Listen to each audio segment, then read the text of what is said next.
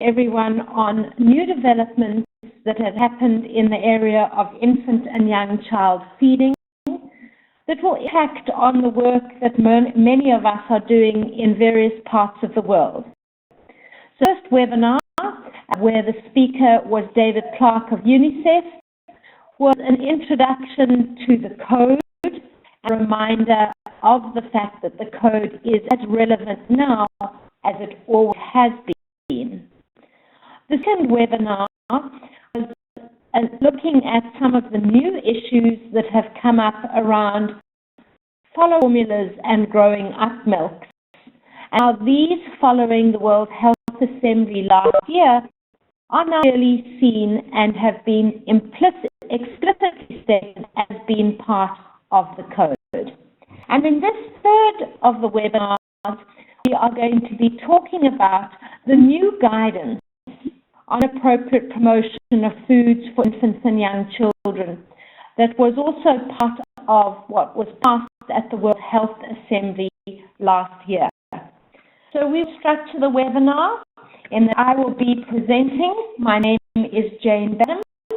I'm a dietitian and nutritionist and a consultant to Helen Keller International on assessment and research on child feeding projects, or ARCH as it is known. So I will be taking you through this webinar and will leave time at the end for questions, which will ask people to type into the chat box as we go along. And if needs be, they can also take the microphone when we get to that.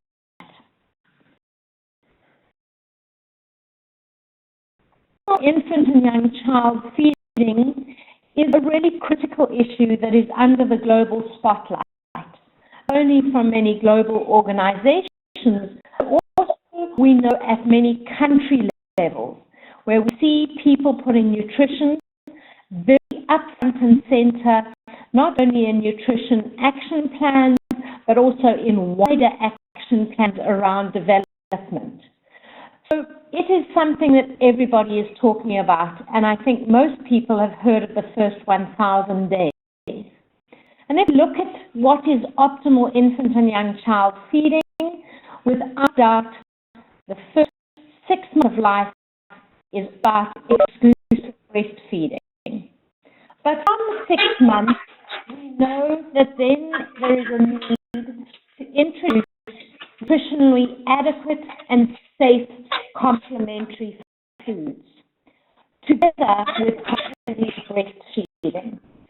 So breastfeeding always remains important during those first 2 years of life, and breastfeeding can even continue beyond. This is what the global guidance is, and this is what we are really striving to promote in the work that we do in public health nutrition. This optimal feeding that we are talking about, you see that at that 6-month period, we begin the introduction of complementary foods in addition to the breast milk, as complement to breast milk. Never to replace breast milk, but to be used together with breast milk. See that at this time, there's often a need for special transitional foods. Either foods have to be pureed or mashed. They may also be the case where people begin to introduce some of the commercial products that are available. So it's a very critical part of the infant and young child feeding practices that we need to look at. Fortunately, what we know is that when we get to the 6-month period with the introduction of these complementary feeds, listen, where prevalence of stunting and many of the declines we see begin to happen. Complementary feeding is an important stage. Of course, as the child grows, you will see that the child then transitions over to the family foods. There is a period of time where they are eating these complementary foods and gradually family foods click in. we're going to be focusing this evening on this complementary feeding period. And at all stages, the protection and promotion of breastfeeding has to be considered. That when we get to the period from 6 months, then also important is ensuring that the complementary foods are adequate, so that in terms of their nutritional quality, they are available, that people can easily get them, they're always affordable. I think of this specifically when we are dealing with commercially produced products. And very importantly, we must never forget that they should not at any stage compete with breastfeeding. So 2 principles that are important: protect and promotion of breastfeeding and ensuring that complementary feeding is adequate and appropriate. Welcome to the call. If we could ask you maybe to turn off your camera as you have muted yourself. Thank you.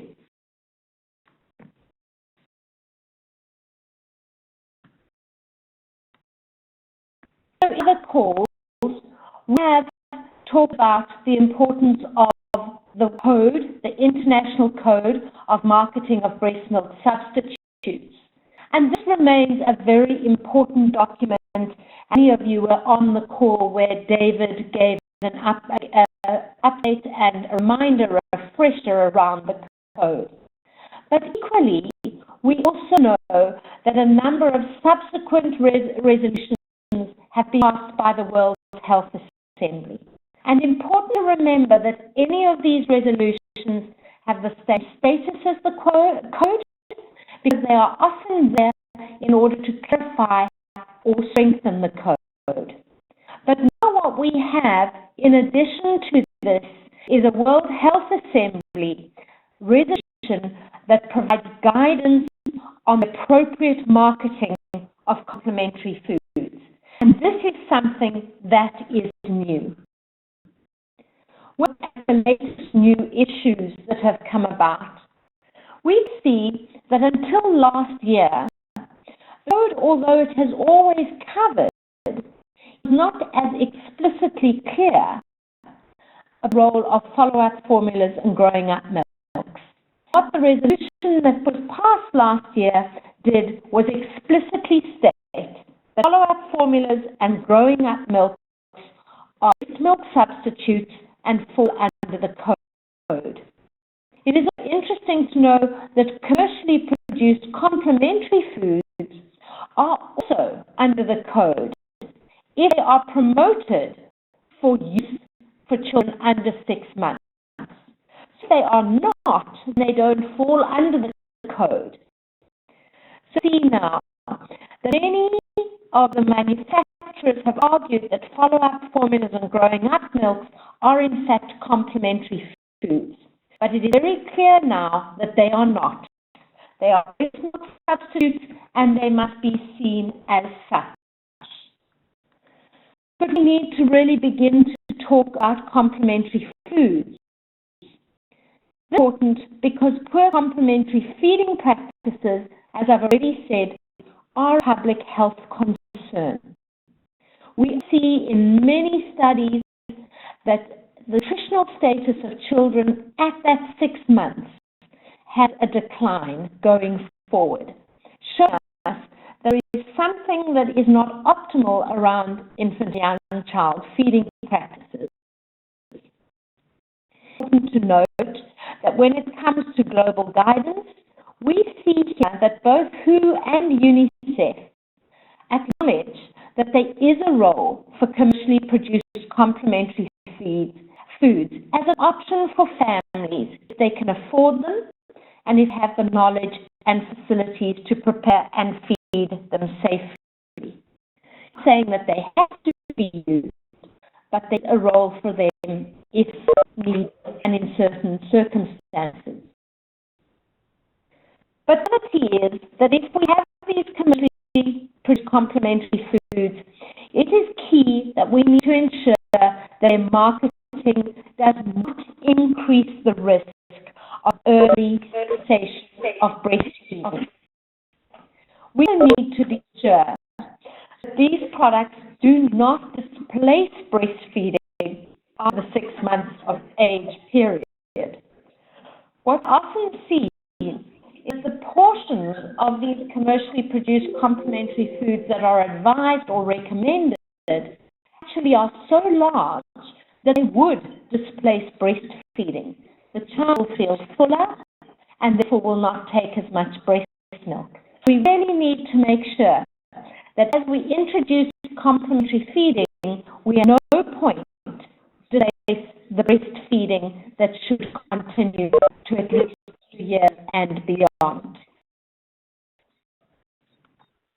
Look at complementary feeding and what a suitable complementary food would be. Firstly, very important is that they have the appropriate nutritional quality. Many of these commercially produced foods need to provide additional energy and nutrients to complement the breast milk, which in a 6-month period remains important but not sufficient to meet all needs of the child. So we see is that we are looking at products that might have additional nutrients to those that are lacking in the diet or come in insufficient quantities from the foods that the children are eating at this time. So we see that these kind of products are and should be fill a nutritional gap that exists, and certainly if they're going to be commercial, they need to be marketed in such a way that they're factually correct, but also are a sustainable public market-based approach in terms of their affordability and the actual information they provide. I hear someone has joined the call and not muted their microphone, so if I can just ask the new people that have joined the call to please make sure that your microphone is muted. Thank you very much.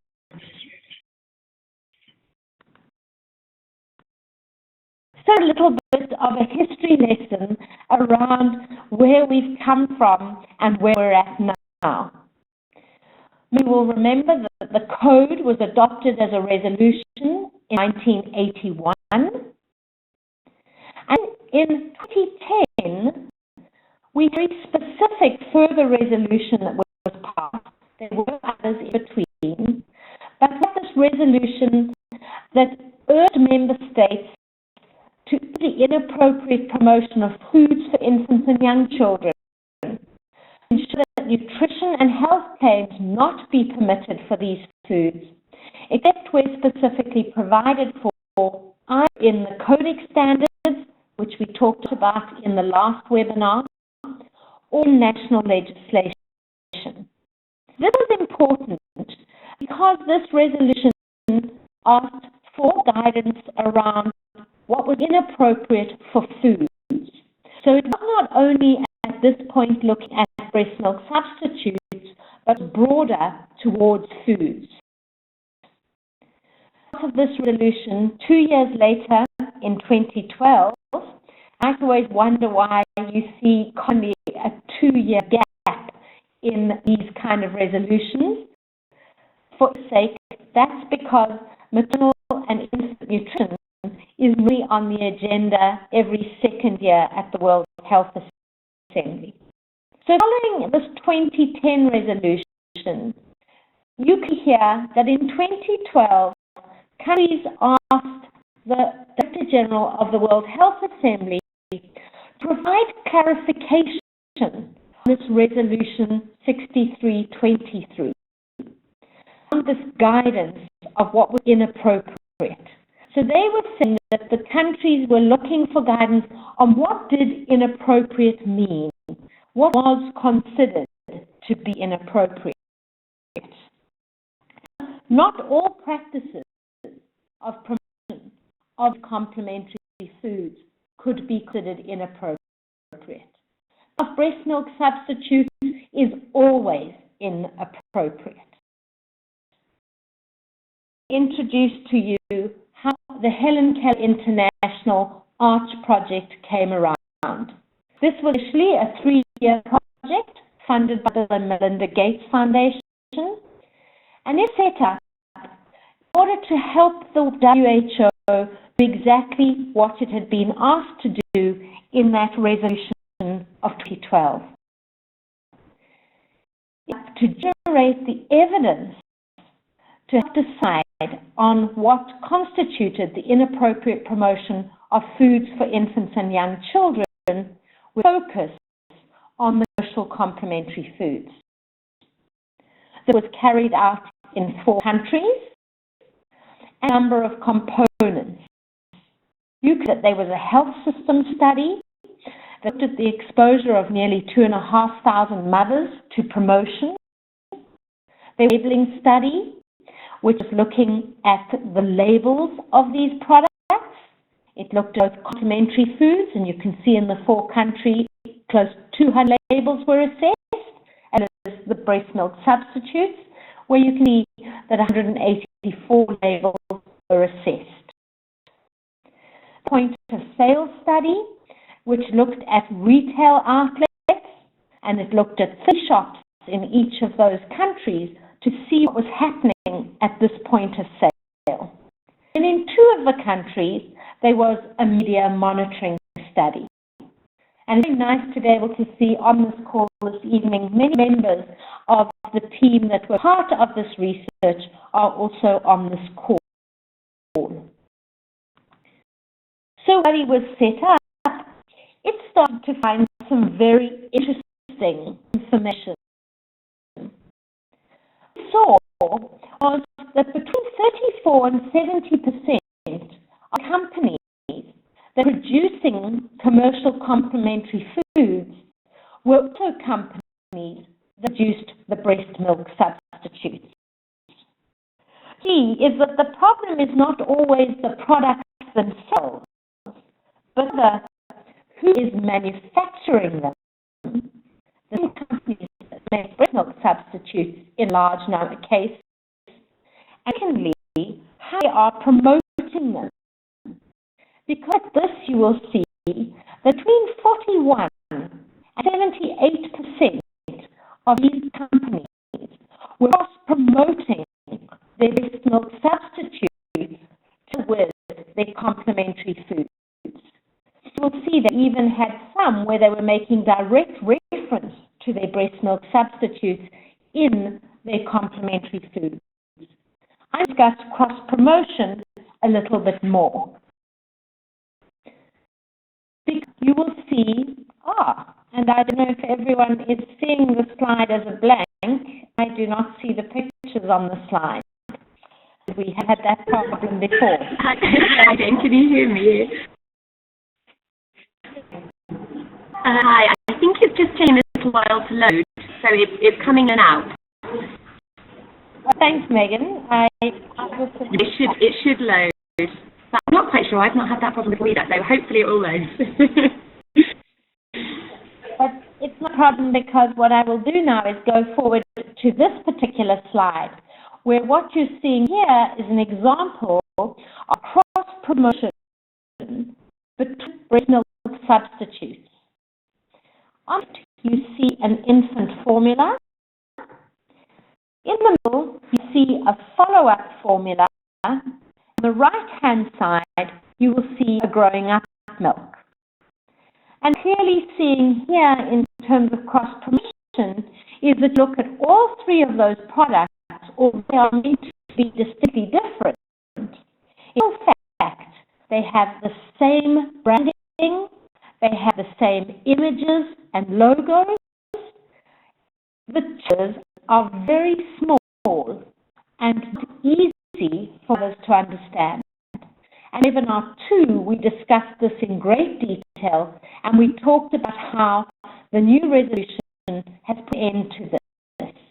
In the previous slide, which still on my side hasn't loaded, what I was showing is the same often happens But in these kind of products that you're seeing on this slide, the breast milk substitutes, and in fact, the complementary foods, they often again have the same look and feel, the same logos, the same icons, the same colors, the same mascots.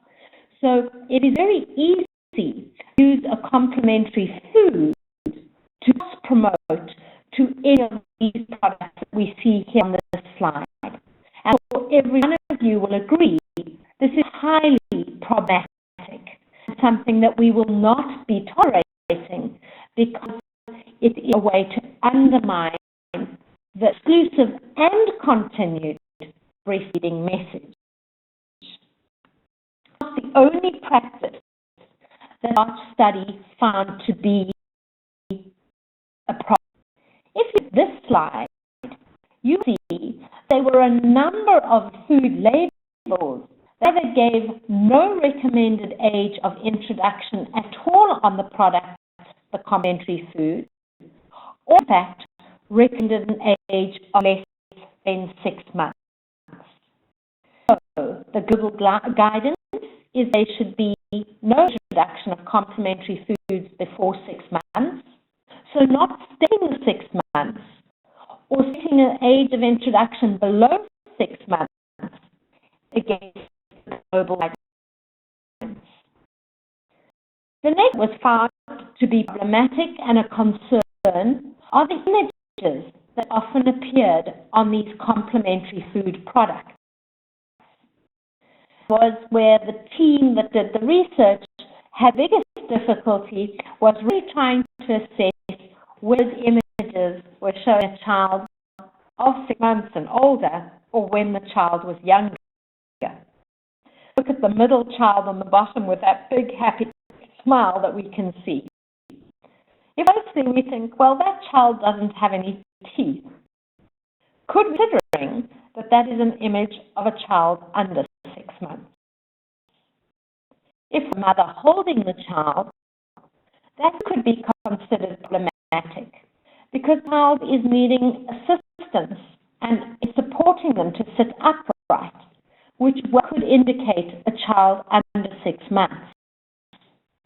Look at the cow and gate product that we see on the left. If the picture of the child, which child that we would almost clearly say is older than 6 months, but what it says on the packaging, it says from 4 to 6 months. Another one with a child that is also similar and perhaps the child even looking a little bit younger. So we need to be very careful about the images that could subtly on complementary foods undermine the 6 months exclusive breastfeeding. In our research also showed this percentage of mothers that have been reported having been exposed to versions of breast milk substitutes and commercial complementary foods. You can say that they more often say they've seen breast milk substitutes, but they all have seen commercially produced complementary foods. It might not be a problem unless, of course, there is this cross-promotion.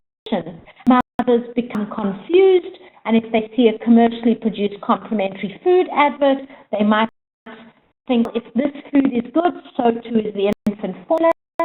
We also know that mothers don't always see the difference between all of these products. That also could be problematic. So these are just some samples of the findings from our study. If you would like to have any more details on them, all these findings were published in articles in the Maternal and Child Nutrition Journal, and these are all available open source.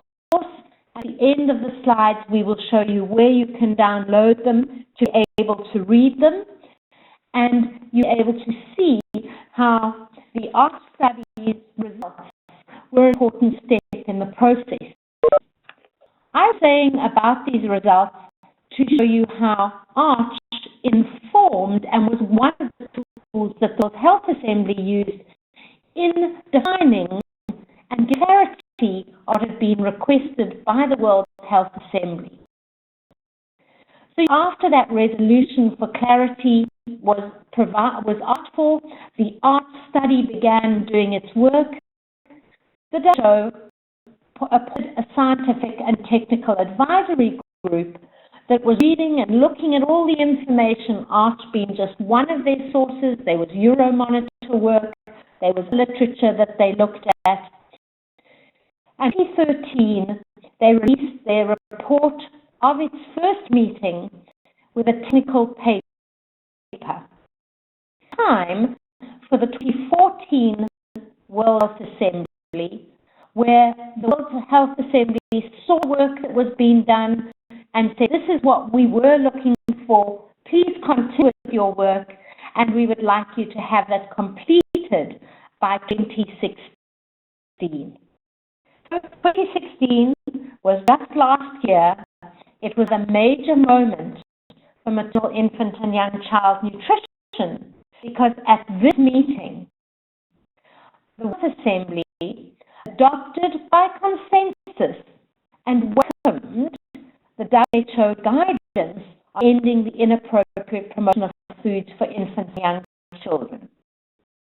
It is for me to remind you that the World Health Assembly is the highest policy-setting body of the world's health ministers. Therefore, these resolutions that are passed by the World Health Assembly really are informing and driving countries in the direction that they should be taking and the actions they should be implementing, because the highest policy-setting body has, in this case, welcomed this guidance. And these countries need to now be taking this guidance and implementing it at the national level. That they need to be adopting it or adapting it into their own legislative and policy frameworks.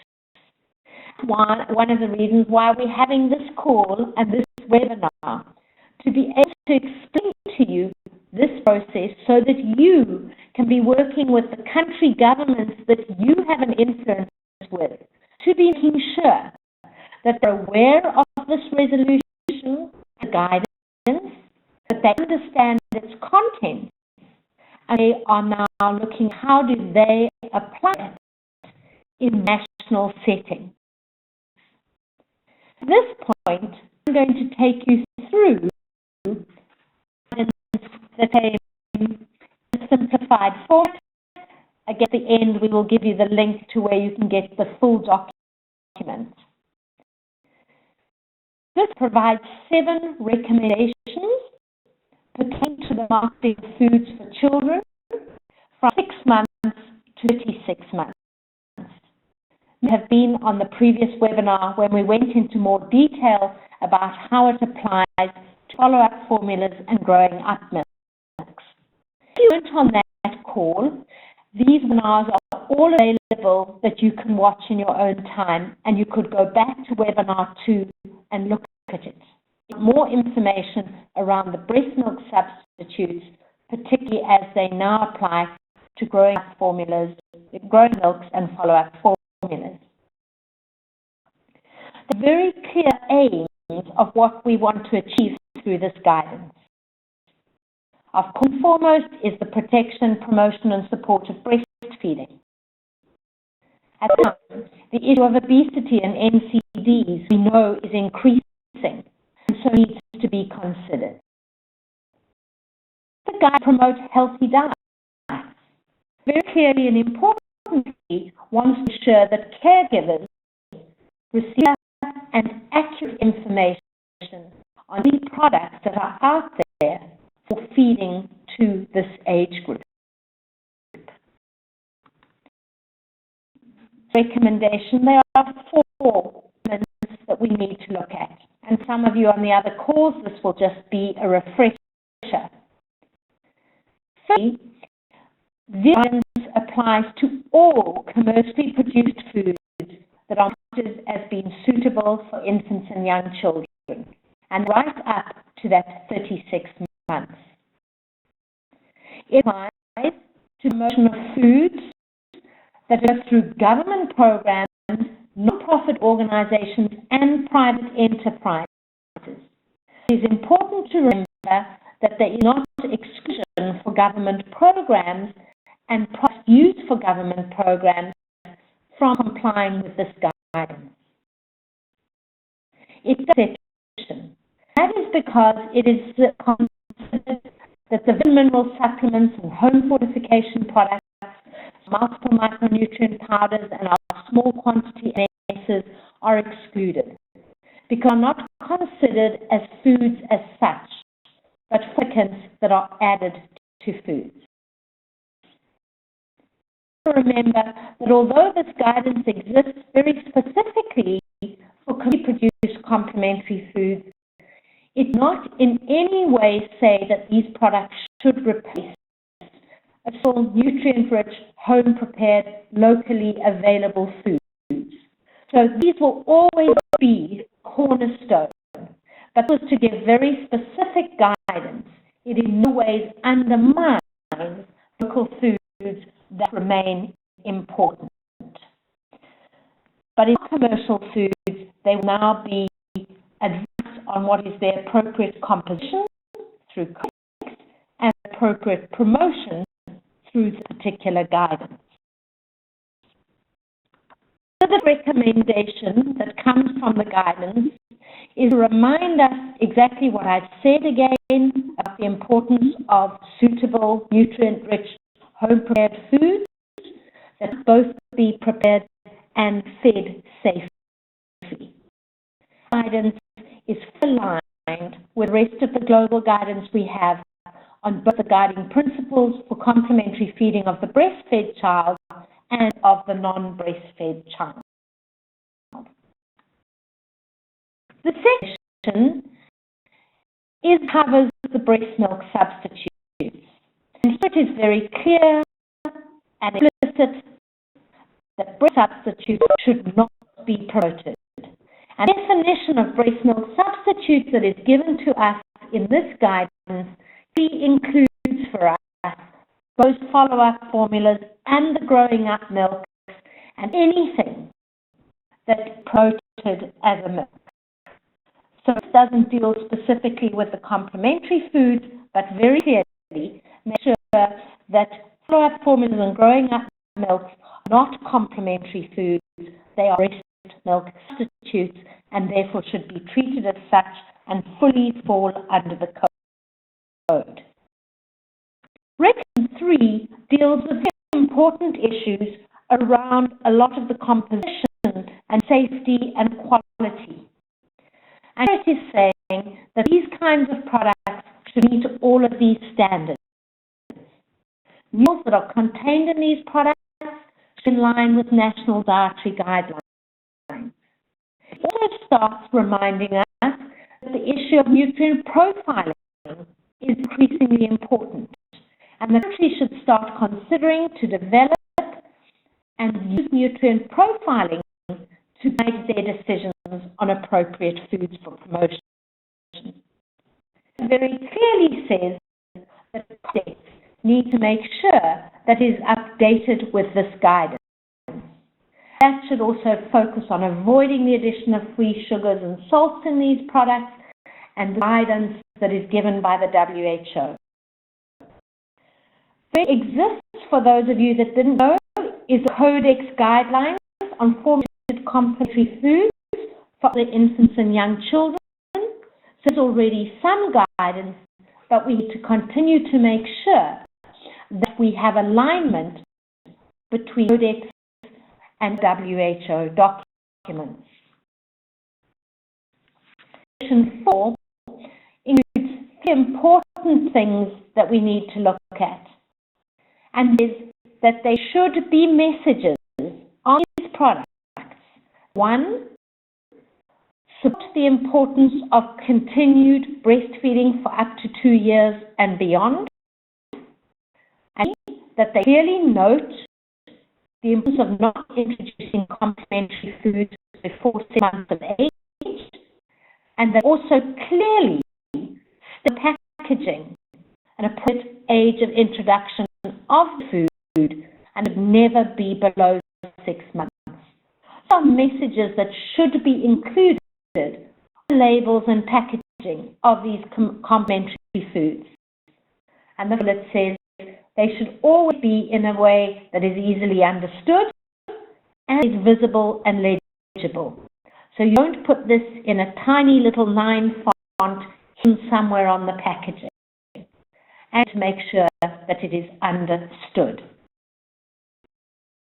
The rest also clearly tells us what these products should not do.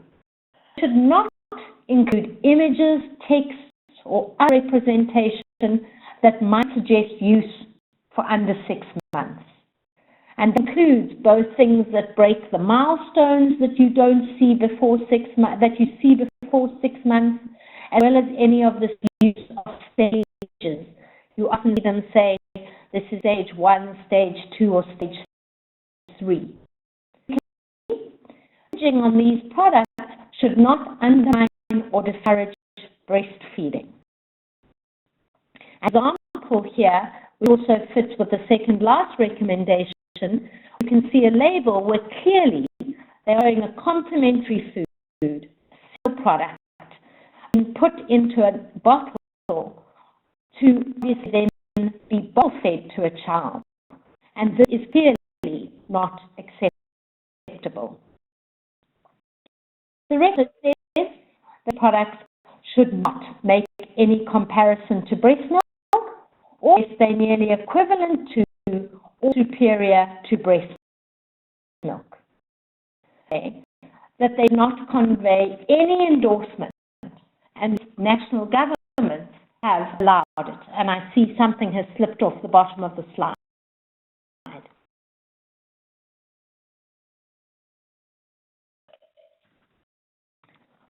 So we do sadly, typically, see these kind of promotions. Although for a breast milk substitute, apologize, I have a frog in my throat. We look from the best and give you and your baby our best. Apps are not acceptable for breast milk substitutes, and we need to make sure and are making sure through this guidance also not the kind of advertising, promotion, or messages that complementary foods should do either.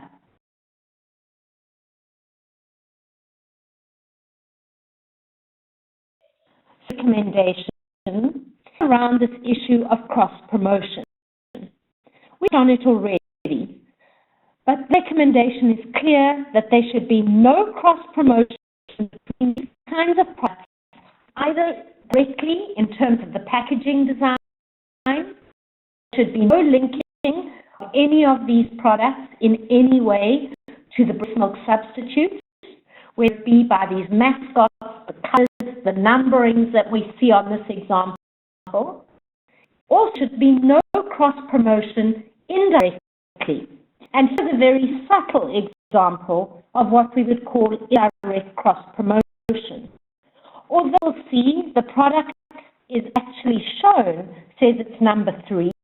Look carefully at the wording. In fact, they are promoting from 0 to 36 months.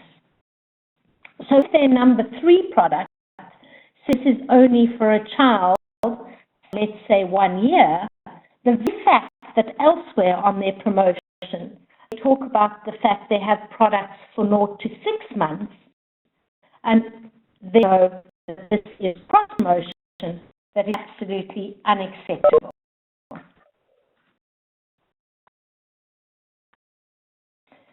The foundation deals with conflict of interest, a very important issue. Here we see conflict of interest remains important, but it works in 2 ways. Well, it deals with the fact that companies themselves should avoid creating conflict of interest in facilities or area within the health system. The second one is also equally important, is health workers ourselves and health systems themselves should not allow any conflict of interest to rise. We workers in the health system should not be accepting free products, educate parents, give incentives, health facilities shouldn't be hosting events sponsored by them, and there shouldn't be sponsorship of meetings. Right, we have an example where both of these are problematic and are a direct and unacceptable conflict of interest on a level of a product that the ARCH research found. You can't see it on the label, so I have put it in the burst, where it is, this product was recommended and developed by Dr. Bob Sears, renowned pediatrician and co-author of the baby book. If you list recommendation 6 in the new guidance, either should the company be putting it on, that is a clear conflict of interest. Secondly, Dr. Sears himself should not allow himself to have been on because it's also a direct conflict of interest. At conflict of interest, there is more that is important to remember. Interest should be allowed. System, including health workers and professional associations, of the companies that are marketing the breast milk substitutes and foods for infants and young children. He emphasizes what I have already said, that the sponsorship of meetings of health professionals or any scientific meeting by companies selling breast milk substitutes or foods for infants and young children should not be allowed. Question 7. This is a recommendation that really starts making us aware that the issues are very much bigger and broader. That the issues of obesity and non-communicable diseases is also increasingly something that we need to be looking at. We forget that children are fed many foods. Snack foods are already a major problem. We got a study. We see low consumption of snack foods reported by mothers that were fed to their children the prior day. So to see that not only are the commercially produced complementary foods probably if they are inappropriately promoted, but equally the food consumption of children is a concern.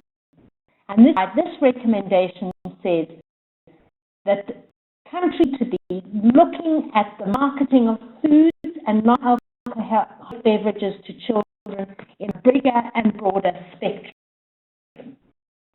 Work that's been done by the World Food Programme at the moment in their Fill the Nutrient Gap project has shown that when these kind of snack foods are included in the children's diet, they significantly impact on the inability of families to meet the nutrient needs of those children. In fact, average here in Cambodia, where I am at the moment, the intake of snack foods increased the cost of trying to reach the nutritional needs of a child by 38%. This is really important as well. Principles to remember and that are included in this guidance is mother, of course, has the right to make an informed decision on how she feeds her baby. Critically, informed decision has to be based on facts and must be free from commercial influence. If a mother does choose to use commercially processed foods, then this guidance says that they need to be correctly informed how to prepare and use the product safely and appropriately. And manufacturers should be held against an accepted standard. So there's a codex standard around composition and is also now a WHO guidance around promotion. and we need to be holding everybody accountable. And where I think civil society has a very important role to play. And I will go to questions. We have to ask this question: is legislation enough? It's us to ask countries and to push for countries and to advocate for countries to make sure that this guidance is taken into national legislation. Of course, that's important, and we'll be doing it. But it's just one piece of the puzzle. Civil violations have been shown in a study, and here we quote one of the studies, to be similar in a country with legislation and without legislation. This tells us that really important is in compliance. And for that to happen, legislation must be accompanied by effective information, training, and training system. These all need to go hand in hand.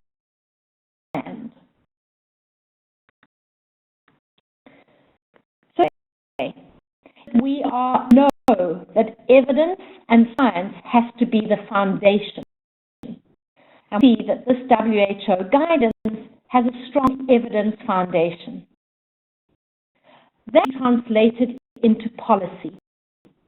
And the new guidance and the new resolution 69.9 help countries now be empowered to take this into policies, legislation frameworks. And then, of course, all important, as we've just discussed, is that we make sure that the practice and the practice that then happen are in line with this. So to have the continuous flow between all of these. The stakeholders that are involved, important in this guidance, governments. Says that governments need to be applying this information and this guidance. Manufacturers, distributors, and retailers cannot say they are ignorant of them. They need to be made aware. They need to be held accountable. Health and facilities also have an important role to play. So media in making sure that accurate information around these issues is communicated. And those civil society, and we are civil society on this call, as well as academia and even individuals and consumers have a role to play in making sure that all of these come together so we can do what we need to do, which is improve the optimal infant and young child feeding practices in countries across the world. The Sun Civil Society Network decided to have these series of webinars to empower each of you that are on the call with the information that you need to be able to, in your context and environments, really become advocates for what has happened at the World Health Assembly. For that follow-up formulas in growing up milk are now explicitly breast milk substitutes, must be treated as such, must be called such, and must fall under the code. That we produce complementary foods held to a standard and accountable around their promotion practices. In all this, the detailed guidance, knowing that this was only an hour's webinar, you get the full document on the guidance at this link. Access the art research, which we also talked about, played a role in informing this guidance. They accessed from this link as well. So as we close and go to questions, and I see there are already some questions coming up, I do want to close with the words of the founder of Helen Keller International, who said, alone we can do so little, we can do so much. That's exactly what civil society and the Sun Civil Society Network is about. How together can we make sure that we continue to strive towards holding accountable everything that should be in ensuring optimal infant and young child feeding. What can you do where you work to make sure governments take this forward? Thank you. Thank you so much, Jane, and hopefully you can hear me. This is Megan here from the Sun Civil Society Network.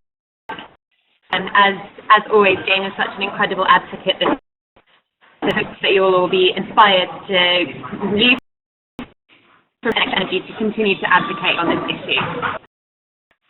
Fantastic question through, so I will get cracking perhaps a couple more minutes if Jane has. The first question was just how single, so I think you save the children, if I'm correct. I think just a clarification around how many questions on the sample. A question around care who must use BMS and what guidance is there around what kind of promotion is allowable. And then perhaps I will just ask a couple of questions at the same time, but in one go.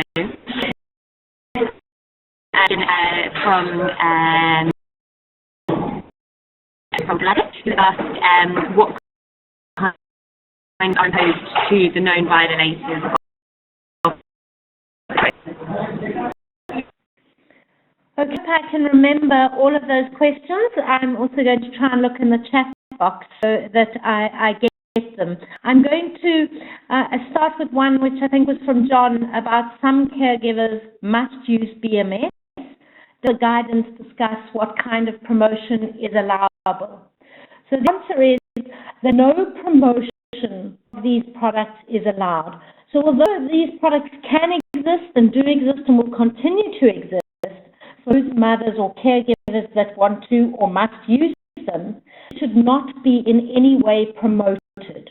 So the availability can continue at promotion of any sort, and if you go into the guidance document and if you look back at webinar 2, the definitions of promotion are very clear, that these products should not be promoted in any way through media, magazines. There is no promotion of these products. That does not mean that they cannot be available. But the promotion is the problem that we see that undermines and that mothers start questioning their ability, the composition, the amount of breast milk they produce, and that is unacceptable. One of the questions, and I'm sorry it is late at night for me, so Megan, you might have to remind me of the other questions, but one of them was, what are the punishments? And this is an important question because it's up to national governments. Governments have to set what they will have in terms of both their regulations and then what will happen if companies violate those regulations. So this is, again, our lobbying and advocacy is really important to make sure that, one, it is sufficient enough to really stop a company from doing it.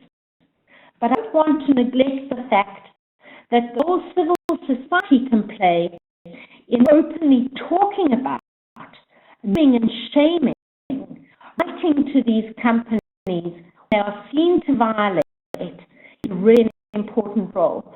So it doesn't only have to be governments that do this, although it is important that they do, but civil society also take action. I think that you asked pertains to how many manufacturers were found in the ARCH research. I don't have those figures directly at my fingertips, but you will see when you look at the articles that we have a wide variety of manufacturers available, and they differed across the 4 countries. And you will see in the research articles, those are clearly given to you. So I would encourage you, John, to download the articles, and then you will be able to see exactly the details are all included in the published article. Thank you so much, Jane. It's a really interesting question from Wilhelmina, which is who has asked how we address industry organising seminars for health workers, and if there's a role we can play there in addressing that. So thank you, a very good question. Indeed, I was saying the responsibility for this guidance falls not only on the manufacturers, but on us as health professionals. So it's up to us and our professional organizations to be making sure that we do not allow these practices. Again, if you are having a meeting and you see that a breast milk substitute or a complementary food company is the sponsor of the meeting, you need to call that out, not only to the company, but to the professional association that is organizing the meeting. Be able to say it is not acceptable. So we also are empowered and should be standing up and speaking out when these practices happen within our own profession.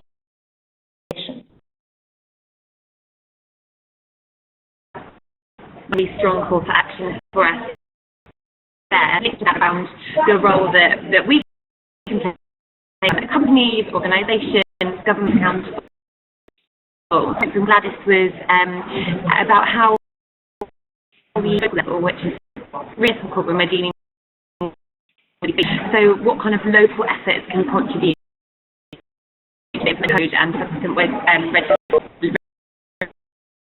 Really great question, particularly role of the civil society and what we can do. At local level are just saying that they are following these. A question indeed. And important there is for us to look for every opportunity that we can to be advocates. So if you have good relationships with the Department of Health, people that should be compliant, setting these regulations and enforcing them, then that is really what is important for you to make sure that you are showing this up and clearly pull it out and to companies as well as to departments of health that is not acceptable. Writing and speaking are very powerful tools that civil society has. And with examples of countries where civil society organizations have gone to the media, they've had a story written, with examples where they have written strongly worded letters to manufacturers and seen results. So we really can take charge, as well as at all avenues, encouraging our governments to not only regulate, but enforce the regulations that they make.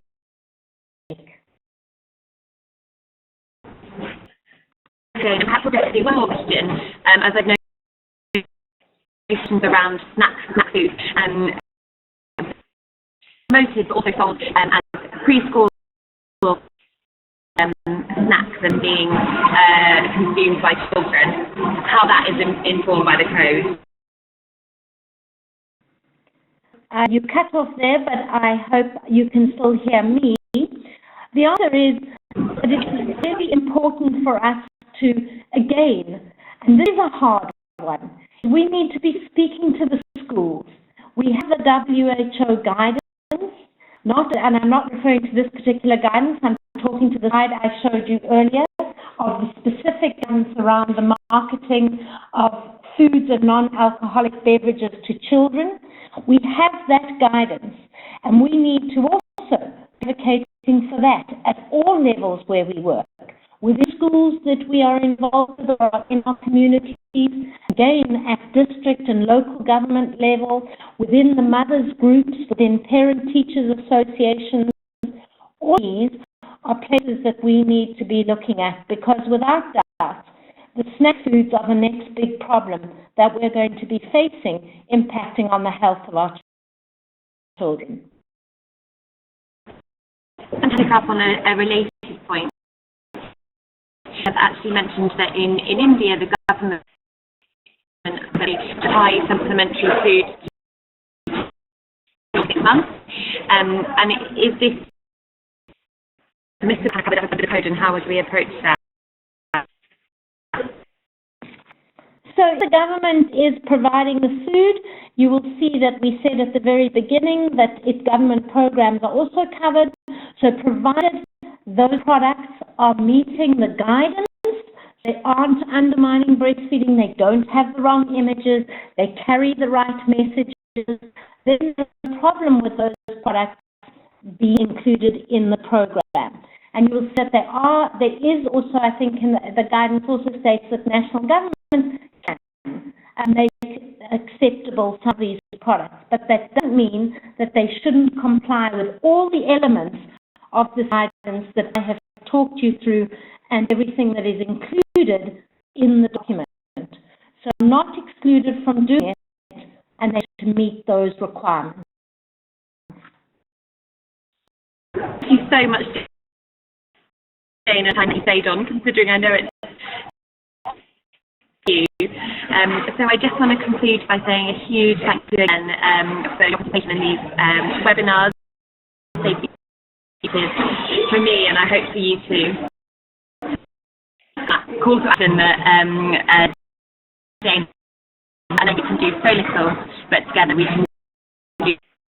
I hope that this is just the beginning of what we can start to do more work and really, really drive forward the implementation of this code. So a huge thank you again, and all of you. And if we haven't had a chance to answer your question, I hope maybe I can discuss with Jane afterwards, and we might be able to send around some answers following this call, as well as all of the related links and resources. So a huge thank you again for joining. We'll be in touch soon and stay up to date on the Society website. Thank you so much, everybody.